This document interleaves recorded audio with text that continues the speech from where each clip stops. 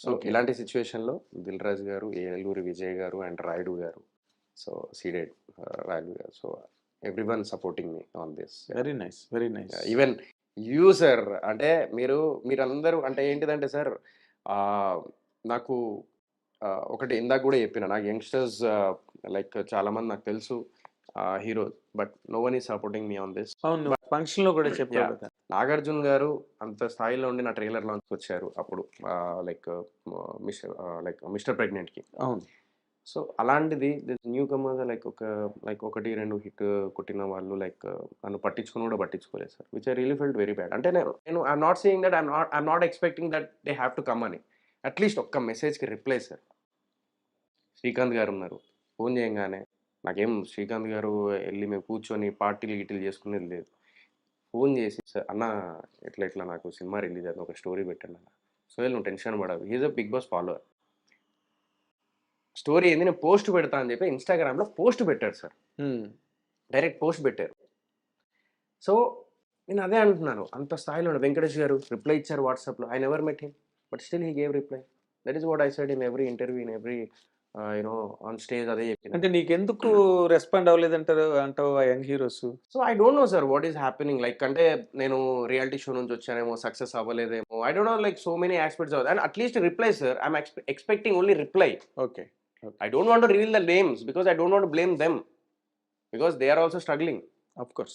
So I don't want to involve in their personal life. But నేను దేనికి hurt అయినా అనేది I just want to explain you. అర్థమైంది. కానీ నేను ఒక్కటే చెప్తాను సార్.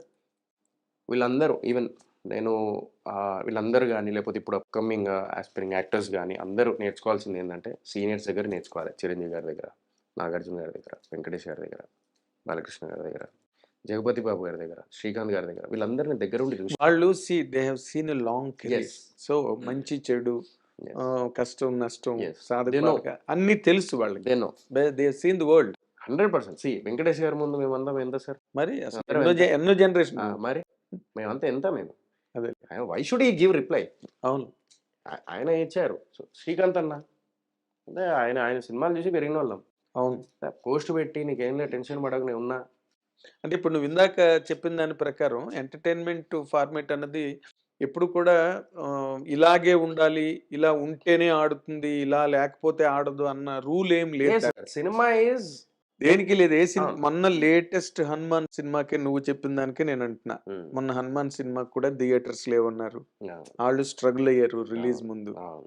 వాళ్ళు అంత డబ్బు ఖర్చు పెట్టి, అవును. అంత గ్రాఫిక్స్, అంత వ్యవహారం నడిపి కూడా దే ఆల్సో స్ట్రగుల్డ్ అవును సార్. అవును. రిలీజ్ ముందు. అవును. So that's a very common thing. Common thing in this common thing in the film industry. అవును sir. It struggle for success. Yes. అది దాని గురించి పెద్ద ఇదేం లేదు. కాకపోతే వాళ్ళు నీకు రెస్పాండ్ అవ్వలేదని నువ్వు అఫెండ్ అయినట్టున్నావు. నో అఫెండ్ బట్ నువ్వు at the very same time నువ్వు ఆనందపడాల్సింది ఏంటంటే, నిన్న ఇందాకలు కూడా చెప్తున్నావు నువ్వు.